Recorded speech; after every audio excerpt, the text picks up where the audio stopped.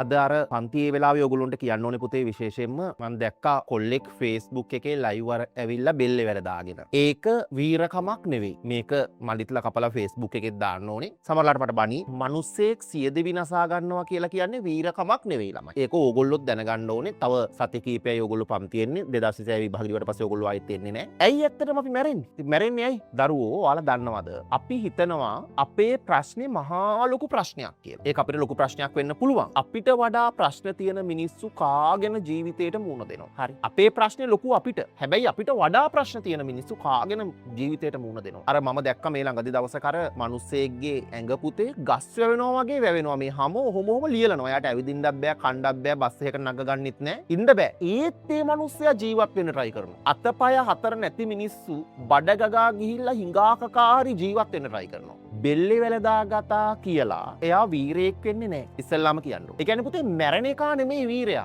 නොමැරී ඉන්න try කරන එකයි වීරයා ළමයි. මැරෙන එක නෙවෙයි වීරයා. අතපය හතර නැතුවත් බඩගින්න දරාගෙන කොහොම හරි මේ ජීවිතේ ගේම් එක ගහන්න ඕන කියන එක තමයි වීරයා. අනික ඔයාලා දන්නවද? ඔයගොල්ලෝ හිතනවා මොකක් හරි මට ඔළුවේ ලොකු ડિප්‍රෙෂන් එකක් තියෙනවා. මම මැරුණොත් මේකෙන් ගැලවෙයි කියලා නෑ. අපි සංසාරේ කියන්නේ. අපි මැරිලා ආයි උපදිනවා, උපදින එක උපදිනවම තමයි. සමහර හාමුදුරුවොත් මන් දකිනවා බොරු බණ කියනවා අපි ආයි උපදින්නේ නැහැ කියලා නේ. අපි ආයි උපදිනවා. බුදුන් වහන්සේ කියලා තියෙන්නේ පුතේ මේක ලොකු වැල්ලක් නම් මේ වැල්ලෙන් කොහොම අත දාලා අපි නියපොත්තට ගන්නව නේද වැලි ටික. ඒ වගේ සාපේක්ෂ ඉතාම අඩු මිනිස්සු කොට්ටාසයකට තමයි ඊළඟ ආත්මේ මනුස්සාත්මයක් හම්බෙන්නේ කියලා. ඒකට අපිට ඊළඟ ආත්මේ මනුස්සාත්මයක් නැති වෙන්නත් පුළුවන්. හැබැයි සියදිවි නසාගත් බෙල්ලේ වැල දාගත්තොත් වහ බිව්වොත් කෝච්චියට පැන්නොත් ආයි සංසාරේ කවදාකවත් මනුස්සාත්මයක් ලැබෙන්නේ නැහැ. ලැබුණත් ලැබෙන්නේ අවුරුදු කෝටි ගාණක් ගිහිල්ලා. නිකන් හිතන්නකො ළමයි පාරේ ඉන්න බල්ලෙක් වෙලා ඉපදුනොත් ගුටි කන්න ඕනේ. කණ්ඩ හොයා ගන්න ඕනේ. ඉන්න තැනක් නැහැ. අවුවට වැස්සට තෙමෙන්න වේලෙන්න ඕනේ. බරාදින හරකෙක් වෙලා ඉපදුනොත්. පෙරේතෙක් වෙලා ඉපදුනොත්. මනුස්ස ආත්මයක් තමයි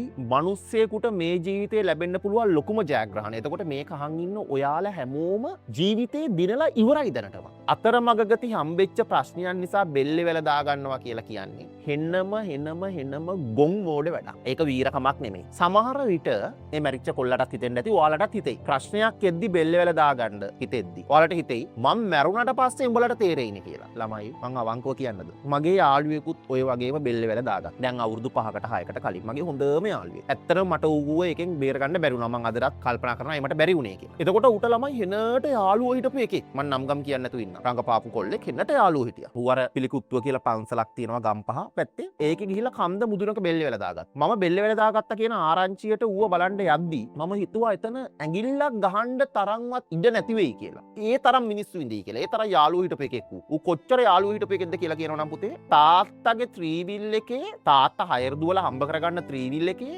රෝදේ ගලවලා තව යාළුවෙක්ගේ ත්‍රීවිල් එකකට දාගන්න දීපු එකෙක්. ඒ තරම් හොඳ එකෙක් ඌ. ඇඳන් ඉන්න ෂර්ට් එක ගලවලා දෙන එකෙක්. මම හිතුවා ඌ බෙල්ලේ වැල දාගත්තාම ඇඟිල්ලක් ගහන්න ඉඩ නැති තරම් එතෙන්ට සෙනගවිලා ඉඳී කියලා. ඔයාලා විශ්වාස කරන්න. අර පිළිකුත්තුව කියන්නේ ලොකු ගලක් කැලයක් මැද්ද යන්න තියෙනවා. ඒ ගල මුදුන්ට නගින්න යද්දි එතන හිටපු මල් ශාලාවේ මිනිස්සු කිව්වා මහත්තයා අපිට උඩට එන්න බෑ. පුළුවන් නම් මේ ට්‍රේ එක මිනිහ දාන ට්‍රේ එක මේකෙන් මරණේ පල්ලෙහාට ගෙනල්ලා දෙන්න කියලා. මං කල්පනා කරා ඇයි මේ මට කියන්නේ. හරි කමක් නෑ කියලා මම හිතුවා උඩ ගොඩක් අය ඉඳි. මම ට්‍රේ එකේ මිනිහ දාගන්න මගේ ඩ්‍රයිවරුයි මමයි උස්සන් ගියා. අර මරණ ගෙනියන ට්‍රේ එක පුතේ යකඩින් හදපු. උඩට ගියාම විශ්වාස කරන්න මගේ අම්මා පල්ලයි. එතන හිටියේ අඬමින් වැළපෙමින් මේ මැරිච් එකාගේ අම්මයි පොලිසිය නිලධාරියෙකුයි. උගේ තාත්තයි උගේ අයියයි විතරමයි එක යාළුවෙක්වත් හිටියේ නෑ. ඕගොල්ලෝ හිතයි ඕගොල්ලෝ සියදිවි නසා ගත්තාම මං කලින් කිව්වේ වෙන මිනිස්සුන්ට තේරෙයි කියලා. තේරෙන්නේ නැහැ. ඔයාගේ අම්මයි තාත්තයි ජීවිත කාලෙම අඬ ඉඳි. ඔච්චර ලොකු මහත් කළා, ඔච්චර උගන්නලා, අතපය හතර හරියට තියලා, එච්චර දෙයක් ඔයාට කරපු මේ දෙමව්පියෝ දෙන්න විතරක් විඳවයි. ඔයාගේ ගර්ල්ෆ්‍රෙන්ඩ් ටික දවසකින්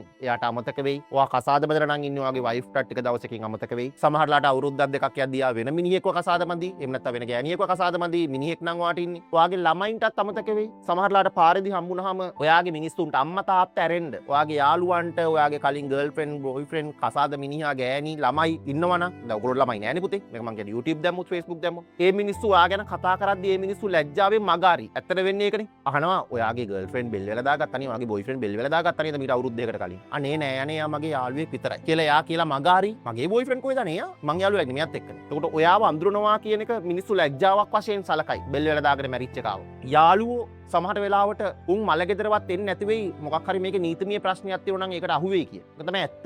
ඒක නිසා බෙල්ල වැලදා ගන්න හිතනවා නම් සියදිවි නසා ගන්න හිතනවා නම් මම මැරෙන්න ඕන එකෙක් මම ජීවත් වුණා ඇති කියලා අනිවාර්යයෙන්ම පුතේ ඔයා සාමාන්‍ය මානසික මට්ටමක ඉන්න එකෙක් නෙවෙයි. සාමාන්‍යයෙන් ස්වභාවිකව මිනිස්සුන්ට හිතෙන්නේ මං කාගෙන ජීවත් වෙන්න ඕනේ කියලා. අපි හැදිලා තියෙන්නේ ඒකයි. අපි හැදිලා තියෙන්නේ අපි හිතමුකෝ මොකක් හරි එකකට අත පිච්චරව නම් අපි හැදිලා තියෙන්නේ එකපාරට අත ගන්න. මිනිස්සු හැදිලා තියෙන්නේ පුතේ අනතුරු වලින් වැළැක්වෙන්න. හැබැයි වාට හිතෙනවා නම් මම බෙල්ල වැලදා ගන්න ඕනේ මං කෝච්චියට පයින්න ඕනේ මම මැරෙන්න ඕනේ කියලා. ඔයා සාමාන්‍ය මානසික මට්ටමක නෙවෙයි ඉන්නේ කියලා හිතන්න ඕනේ. ඒකට මට මේක හිතෙන්නේ ඇත්ත පියවිසිහියෙන් නෙවෙයි කියලා හිතන්න ඕනේ. ඒ වෙලාවට ඔයා දොස්තර කෙනෙක් හම්බ වෙන්න ඕනේ. දොස්තර කෙනෙක් හම්බෙන්නත් ඔයාට විදිහක් නැත්තම් ඔයාට අවධානය දෙන කවුරු හරි යාළුවෙකුට හරි කියන්න ඕනේ ඒක. ඒත් විදිහක් නැත්තම් මං වැඳලා කියන්නම් මට හරි කතා කරලා කියන්න මගේ බිරිඳ MBBS වෛද්‍යවරියක් මං එයා හරි ඕගොල්ලෝගේ ගැලපෙන දොස්තර කෙනෙකුට මං වියදම් කරලා හරි ඒකට පිළියමක් හොයලා දෙන්න. හොඳට මතක තියාගන්න ජීවිතය කියන්නේ මැරෙන එකට නෙමෙයි ළමයි. ගඟක් කියන්නේ සැඟවෙමි එබෙමි නිසසල වෙමි සසල වෙමි. මට සමහර වෙලාවට ජීවිතය හැංගිලා ඉන්න හිතෙනවා. සමහර වෙලාවට ජීවිතේ පැත්තකට වෙලා ඉන්න හිතෙනවා. කොන් වෙලා ඉන්න හිතෙන කාලේ එනවා. නිසසල වෙමි නිශ්ශබ්දව ඉන්න හිතෙන කාලේ එනවා. සැඟවෙමි එබෙමි නිසසල වෙමි සසල වෙමි කලබලෙන් ජීවිතේ ප්‍රශ්න ගොඩක් එක්ක ජීවත් වෙන්න වෙන කාලේ එනවා. ඇඹරෙමි සමහර වෙලාවට වෙන මිනිස්සු ඉස්සරහා මට යට හිටපු එකෙක් මට උඩට ගියාම ඌ ඉස්සරහා මට ඇඹරෙන්න වෙන වෙලාවල් එනවා. ගඟක් කියන්නේ. හැබැයි යා කියනවා සැඟවෙමි එබෙමි නිසසල වෙමි සසල වෙමි ඇඹරෙමි එහෙත් පසු නොබසිමි නොනවතිමි. ජීවත් වෙනවා කියන්නේ නවතින්න නැතුව ඉස්සරහට යන එක. හිමින් හරි හයියෙන් හරි නවතින්න නැතුව ඉස්සරහට යන එක. ඒක නිසා බෙල්ල වැලදා ගන්න හිතන්න එපා. කර්තෘකාරක කර්මකාරක ගැන අපි කතා කරමින් හිටියේ.